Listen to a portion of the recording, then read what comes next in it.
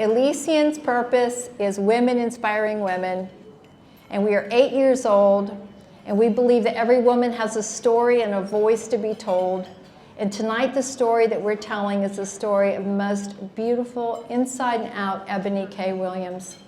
So I'm going to ask Charlotte and my sweet Sarah to come up here, and both of them are not real fans of doing this, but they love me and they'll do pretty much anything.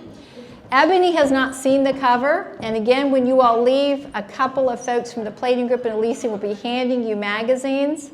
So we're going to say all together, 1, 2, 3, and I want to hear you as loud as you can. And again, Eboni has not seen this, and so it's kind of a big deal. We do these 4 times a year with this global magazine that's sold in every Barnes & Nobles in the United States. So, and they're going to be reading about our inspiring women, 12 women from the National Foundation of Women Legislators. So we're going to do 1, 2, 3 together, and we're going to poll it. 1, 2, 3.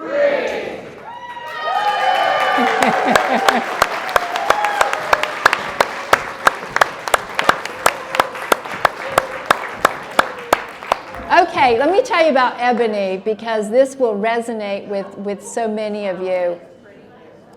Eboni was raised by a single mother. Eboni never told me this. It never came in an interview. One night I was watching the New York Housewives, and she was talking about not knowing the identity of her father. At 16 years old, she graduated from high school. At 23 years, she graduated from law school. This is not a woman that came from privilege. This was a woman that understood her worth and her grit and her heart. Eboni went on to be Miss North Carolina. She is an author. She is a television personality. And I'm telling you all are in the presence of greatness. I am not allowed to tell you what's getting ready to happen, but she is a star. And in 2023, she will be doing something that I'm not allowed to talk about, and you all got to know it before it was ever public. So ladies and gentlemen, please join me with a great big welcome to none other than Eboni K. Williams.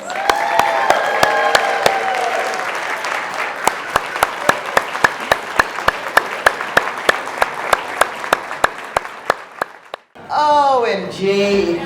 OMG. Wait, do you guys think this looks like me? Yeah.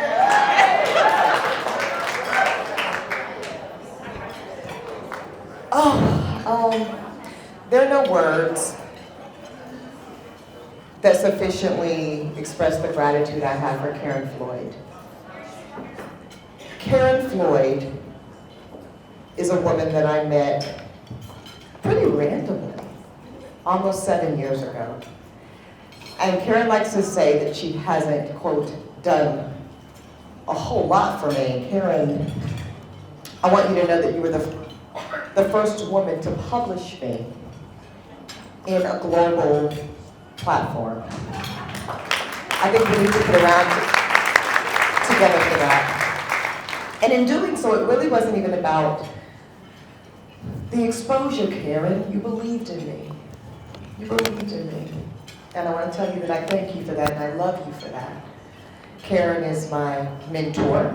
She's a woman who has put her arms around me and lifted me to ascension. Karen's my friend, because she's funny as hell. And Karen is my big sister, and I love you. I want to thank you. And I want to thank you, and I want to congratulate what you have done with this platform. Many of the women in here tonight I recognize because I have seen you amplified through Elysian. So I want to thank you. I'm going to share a few words. Please eat, y'all. Please eat.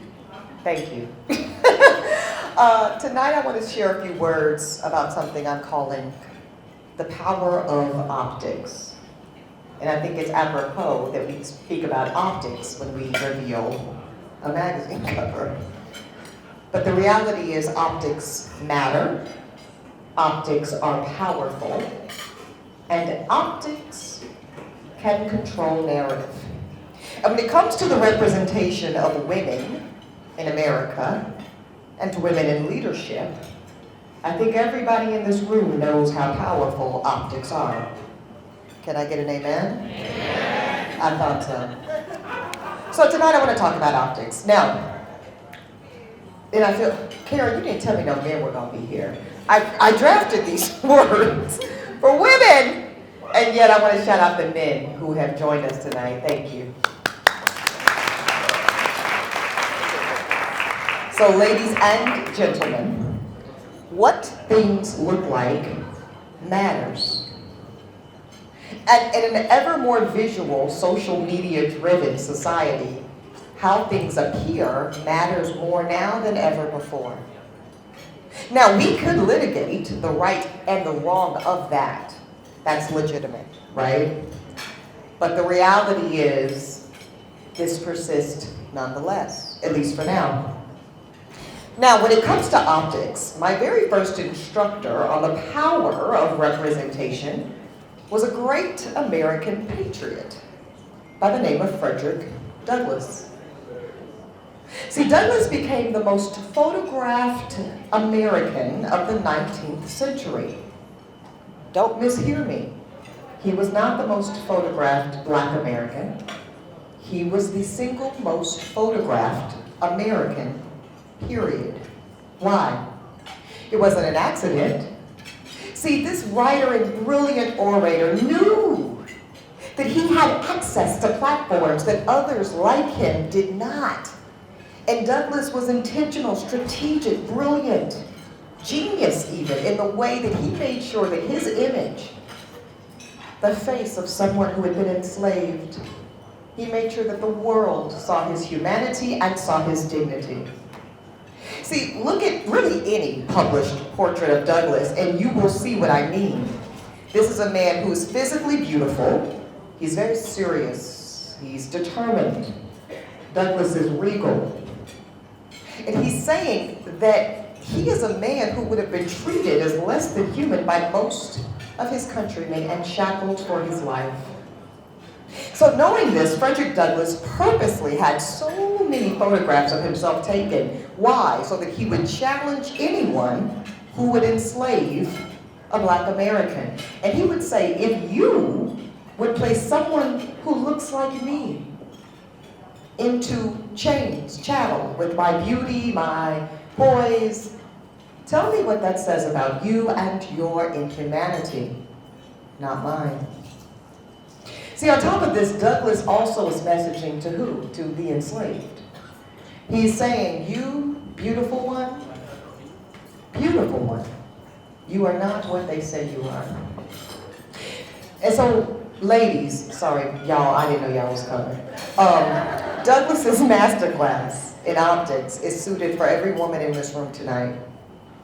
See, we as women, we live in a world that, yes, while getting better on the issue, 300 years? Okay, that's fair. We still center male dominance and what? The male gaze. See, each and every woman in here, I'm willing to bet, has had to contend, negotiate, reframe, and or redefine what? Competence, our value, our authority, and our positioning, all based on presumptions about who we are, what we could offer, our positionings, and how we can lead, simply because we are women. But the good news, and there is good news, ladies, time's up on that. Amen. Time's up on it. We are actually done conforming or being burdened by male expectation of who we are and what they think we can or cannot do based on what we look like, really what they think we should look like. See, now we get to decide our optics for ourselves. Because who is best positioned to decide what women should look like? I say women. Women. Women. See, I believe that the brilliant, bold, beautiful, and capable women in this room right here tonight, y'all have been elected to lead legislative bodies in the most powerful nation in the world. I'm going to go ahead and say that that gives you full opportunity to determine how you speak, how you dress, how you style yourselves, and how you adorn yourself. I want to be clear, this is not about playing dress up. The liberation is in the choice. It's in the choice. You get to decide autonomously how you show up for your families, your constituents, your children, and really, ladies, for yourselves. Your optics are yours alone. So listen, if you choose to lean aggressively even into an aesthetic that is feminine and fantasy-like, amazing. But if you choose something more gender neutral and classic, or if you like trendy or edgy, or maybe you say, I don't give a damn what I look like at all. I hear that. That is the liberation, that is the power. You don't have to apologize for it, reconcile with it, or explain it to anyone. And yes, this includes some of our sisters, crabs in a barrel, I think I heard, who may be themselves reconciling or struggling with the patriarchy and its projections onto us. The women in this room tonight, y'all are lawyers, you're judges, you are physicians, you are nurses, you are educators, you are business owners, you are executives. You've earned the right to represent your communities as you see fit. Amen.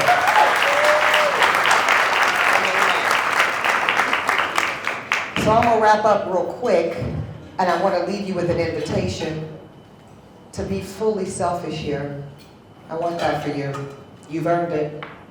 Be self-autonomous and dictate how you choose to show or not show your womanhood how the hell you want.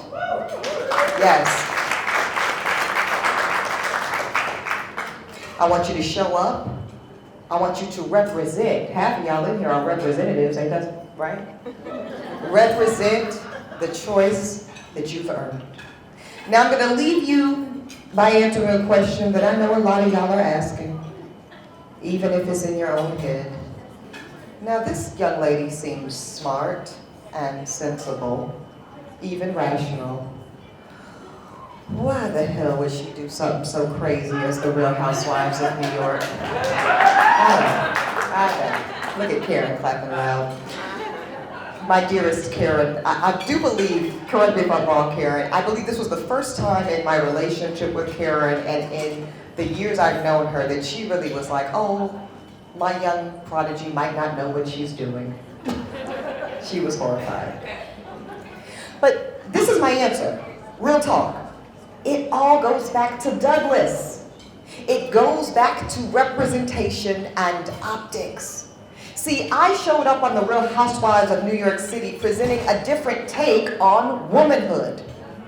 I showed up, I don't know what 40 is, relatively young? I don't know. Relatively young, certainly highly educated, professionally astute, sophisticated, and intellectual. I was a woman with, yes, some level of privilege, okay, some decent looks, but mostly I was full of potent, unattainable substance.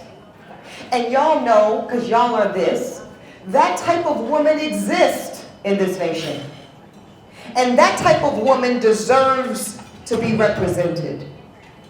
That type of woman, as much as any American woman, deserves to be on a global platform like Housewives at least as much, if not more so, than the aloof, superficial tropes that the world would have us to be. Did y'all hear that? I need y'all to act like y'all heard that. Now, the results of my experiment were maybe mixed. But you know what? I'll take that. Because I've been in enough airports, in enough spaces, in enough homes, and had mothers mostly come up to me with gratitude and say, thank you, Eboni, for showing my daughter that there's an alternative way to be a woman in this nation on her favorite platform, which is reality television. I want to thank every woman in this room personally. I am me because you are you. Know that. Our humanity and our representations are commanded. I want to thank you for being the best of who you are, because through that, ladies, I get to be the best of who I am. You represent different states, y'all represent different regions, you represent different political parties and different cultural backgrounds, and yet you share something singularly. Everybody in here has a value that I value. Y'all have chosen community over anything. Y'all have chosen to be committed to the power of the collective, and you operate in servant leadership. You all ran for your respective offices because you believe in getting in the arena. Y'all don't talk about it. Y'all are about it. You are a bright, shining example to Americans everywhere as to how to have different ideas of the how, but to be rooted in the value of love. You're rooted in being of service to others. You are rooted in community, and you center love of each other, your families, and love of our country. I want to thank the National Foundation of Women Legislators. I want to thank you for your service. I thank each of you for how you represent us. God bless you, and good night. Thank you.